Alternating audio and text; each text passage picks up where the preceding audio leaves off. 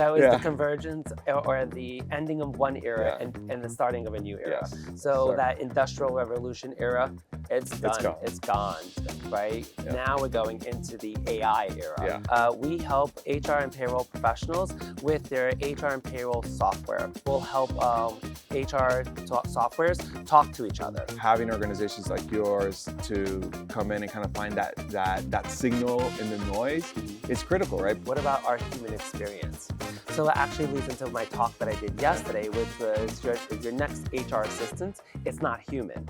That we're in this era of that we think we need instant gratification, but if anything, if you swing the pendulum to the other side, that is really the premium one, right? It's like these relationships that you build. One of the things that we do at HR1 Systems is we don't just go out for sales, we don't go out for leads. We actually spend time building relationships. So that's what these conferences mean for us. We're not intentionally trying to get a lead.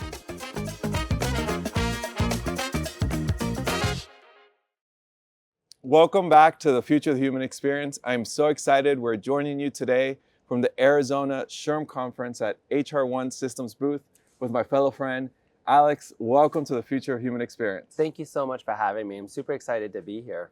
So tell us a little bit more about HR1 Systems. We had a chance to connect several months ago, but tell us a little bit more about what does the company do? And I would love to go into a little bit more about why I feel how important this work that you're doing leads into this future of the human experience.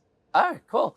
So HR1 Systems we help HR and payroll professionals with their HR and payroll software. So we will help them from either HR advisory and picking the best product out there to actual implementations. We're partners with a lot of different organizations and vendors out there.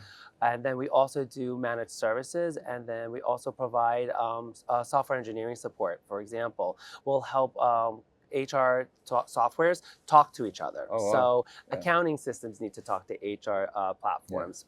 Recruitment platforms need to talk to HR systems. So any other areas, for example, today I just met a lady at the conference who needs help integrating her QuickBooks into this really small niche time and attendance software, which is a little bit outdated, but she can't get rid of it because it's so cheap and affordable and it just really works for her industry. So we help them with all these kind of really crazy, unique technological scenarios in the HR and payroll space. Yes. No, but what I love about the work that y'all been leading too is that you are meeting the needs of small, medium, large companies as well, right? And I think as we're entering this era of digitizing everything, having organizations like yours to come in and kind of find that signal in the noise is critical, right? Because I'm assuming you've gone into projects and also highlighted, say, you know, you've probably been using these systems for the last 4, 5, 10 years in some cases. Absolutely. Probably some of them are not needed anymore. And it's organizations like yourself that give them that permission to sometimes let go of older things and welcome some new things as well. Oh my God, you hit it on the head. So for example, that signal was COVID, okay? That the trigger was everybody moved off of real world experiences and real world workplaces to online digitization. So everybody ended up becoming remote. So now all of these companies have said, yeah, we can make it another decade with paper documents. Yeah, that went out the window real fast. And that's really where HR1 Systems kind of like blew up and became, we doubled our size right after and during COVID because we had a lot of organizations say, shoot, now what do we do, right?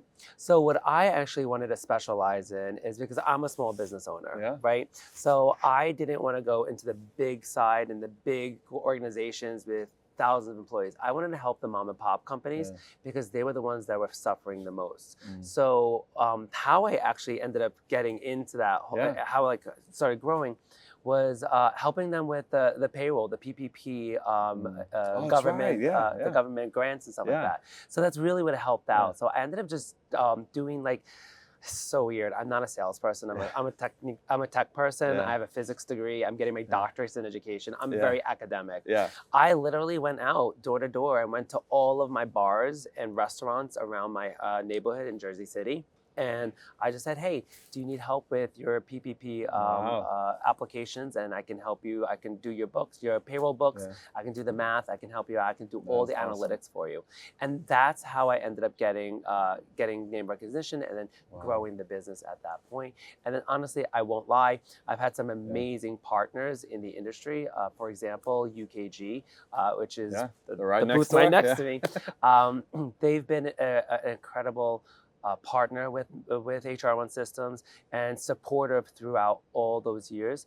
I've actually been with UKG for almost 10 years, 2 of those years as a customer. Yeah. And then these amazing 8 years as a certified implementation partner with them. That is awesome. Yeah.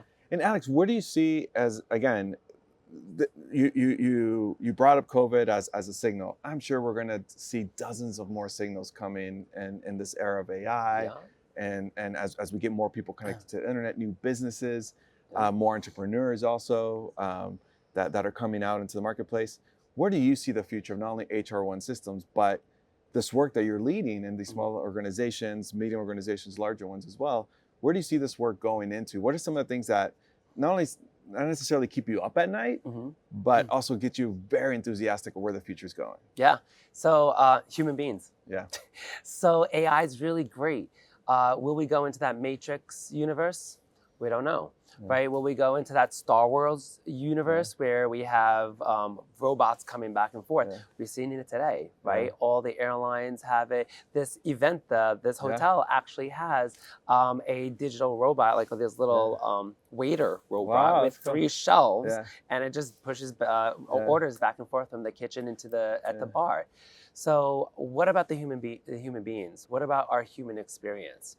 So it actually leads into my talk that I did yesterday, which was your next HR assistant. It's not human, and it actually I won't give away too much of the secrets of the talk, but it was a play on words, and it was a setup to scare you. But then my talk ends up saying it wasn't about getting rid of a human being as your HR assistant. It was knowing the value of your HR assistant, right?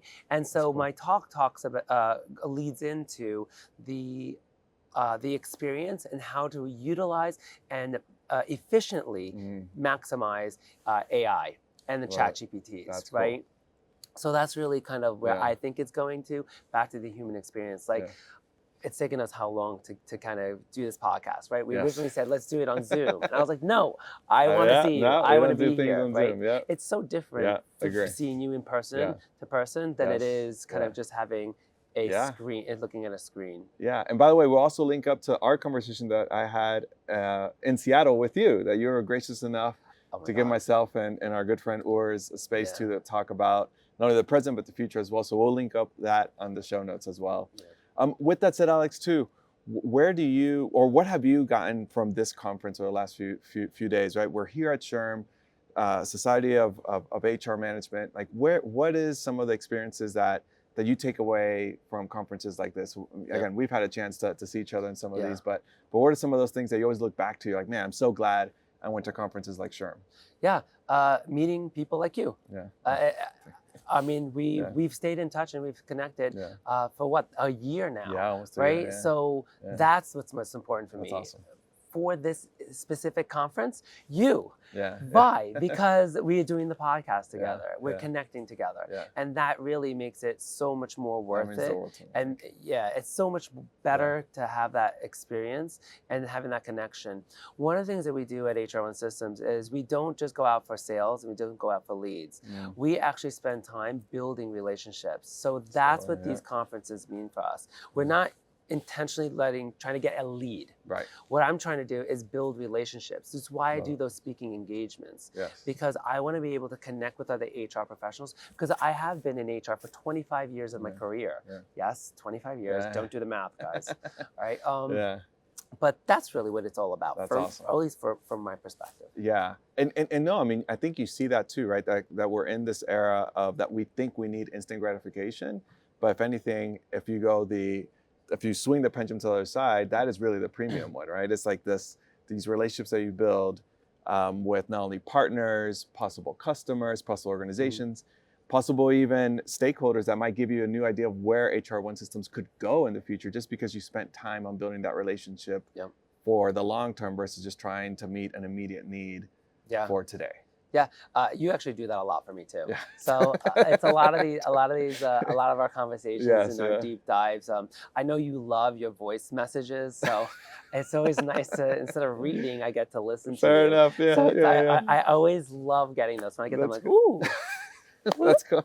But one of the things that I do appreciate is something that you mentioned a little earlier, and I don't want to blow up your spot. I don't know if this is supposed to be a big reveal, but you mentioned something about the convergence of two worlds. And I'm not gonna give it away. I'll leave that up to you. But you mentioned something like that, and that convergence was like, whoa, another signal moment. Yes, it is a signal moment. Right? And you captured that. And I'm like, no, it's not good. We're here amongst friends. I want you to release that so then I can piggyback off of you. Awesome, right? So I mean, unless you give me copyright. No, we're here with the podcast, and we're here amongst friends. And so for the audience to know, I mean, the conversation I'm going to have here at SHRM that we're having today is about that the industrial age is ending. And I think we've been in this phase for several decades now. We just haven't acknowledged it, and we struggled with it. And that's how this feels very disruptive. And we're leaving that age behind, and we're entering into what I call the human era. And it's this era where we are, yes, we're still measuring things, we're still doing some predictable analysis and what have you, but we're more unlocking the human condition, more about talking about how do we unlock creativity, how do we unlock belonging, how do we unlock the human experiences in the workplace, and it goes just beyond what we could just everyday measure. And going more into like the impact that we want to make in our workplaces, in our communities, in our industries. And that's why I get really excited about the conversation we're going to have today. And I can't wait for folks to give me some feedback of how do they feel about the human era. So thanks, Alex. He just dropped it, guys. Yeah. It's right there, okay? So it's the convergence or the ending of one era and the starting of a new era. Yes. So that industrial revolution era, it's done. It's gone. Right? Yeah. Now we're going into the AI era. Right? And that's something that I'm just so excited that you are the forefront of that whole human experience. And I do a lot of my talks, a lot of my experience that I try to bring to the community is through your talks. I follow you religiously because I think you hit on something that really makes sense. The more we get too techie, the more we disconnect, and we've seen that in younger generations. Yes. Right? Like I am a millennial. Stop doing the math, guys. Okay. I'm a millennial too. Okay. Keep doing the math. But so that's like one of the things I do. I do like the way you tell stories. So I'm always curious to know from your perspective, how do you do good stories? Yeah, so I love that question, Alex. You're so confident. Yeah. The reason why I like to tell stories is because I like to consume stories. I mean, that's at the end of the day, I'm a movie geek, I'm a book geek. I like to understand also the art of telling stories. So I'm always also equipping myself with different techniques on how's that person opening that particular perspective, or, oh, did you see what they did there? And of course, I nerd out on those things. And if I'm watching it with my wife's like, I just got a cool story. I understand why you're looking at the technique. Your wife's like, it's time for bed. Let's go. Enough. Turn off the TV. But I really enjoy that. And so and I guess maybe it's also since I've been a little kid, right? I've always been fascinated about the world of creativity and how you're building a story and how stories can inspire others. And I think when you're given a platform like you have, and when conferences like this, people are honoring you with their time. People are honoring you with that platform. This organization had thousands of applicants, and they picked you, they picked me to be part of this. And so you're also honoring the people that didn't have a chance to be here and tell their story. And so that's why I always want to make sure I'm on top of my game to make sure these stories are inspiring and moving people to action. Well, you definitely are inspiring because every conference I can get in that you're in, I'm like, I'm getting there. Cool. But Alex, with that said, that's a great question too. But I wanted to also leave before we leave. Is there any also question that you want to know just a little bit more about my work? I know we talked about a little bit more stories, but anything else that you're curious about where my work might be going, or a little bit more about my past that you think will be interesting for the audience to know? Oh my God, yes. So can you tell me, he put it out there already. Sure, It's yeah, there, okay? What are you doing? Like, are you doing a presentation? Are you Yep. doing a talk? Are you Yep. are you gonna apply for TEDx Yes. to do this whole Yeah. evolution or the ending of one era Yeah. and starting of a new era? So yes to all the above, Yes. right? And so one is we're launching this here at SHRM and building this out. This is also the last episode of season 4 of the podcast. So I'm so excited to have you. So that also I'm a means closer. that you're the Look at closer. that. So that means season 5 will be more focused on the human era. And so Nice. we're going to be more diving into that space and then talking about not only what we're leaving behind, but how we're building this human era today, which we had to a certain extent been nibbling with that in our previous episodes. But now we're going to go all in with that. And then also I'm excited to get this feedback from SHRM today, right? So I have some interactive questions talking about how we're going to be building this bridge into this human era and see what's resonating, see what we can continue to tweak and build out, because we want to be of service to our communities. And I think when you have a chance to talk to HR professionals, they are the architects of the workplace. And so how we equip them with these right tools is very important for me. And so no, I'm really excited about what the future holds for this. And I just want to thank you again for being part of this podcast. Thank you. Thank you for the work that you do with HR1 Systems. We'll link back to that as well on the podcast. But also, how can people connect with you and stay in touch with the work that you're doing? Yeah, absolutely. Feel free to find me on LinkedIn, our website, HR1systems.com. And then, honestly, I'm super easy. I'm on every platform you can think of. Awesome. Yeah, Instagram. Cool. It's pretty easy. All right. I'm not on TikTok because I'm scared. Well, we'll link up. I think if I cross over to the Gen Zer side, then I'm done for. But Alex, again, thank you so much for being part of the human experience. And we are excited to be working with you to build out the future of the human era. Thank you, sir. I'm excited to keep following you. Thank you. All right, brother. Cheers. Thank you for listening to this episode. I'm inspired to hear that these conversations are resonating within our communities, our organizations, our companies, and our households all around the world. If you found this conversation to be valuable, please take the time to like, subscribe, and share it with someone else. I do believe that as the future gets much more digitized, it gives us an opportunity to be much more human as well. And these conversations are part of that journey. So if you're enjoying the content on this channel, please check out these videos.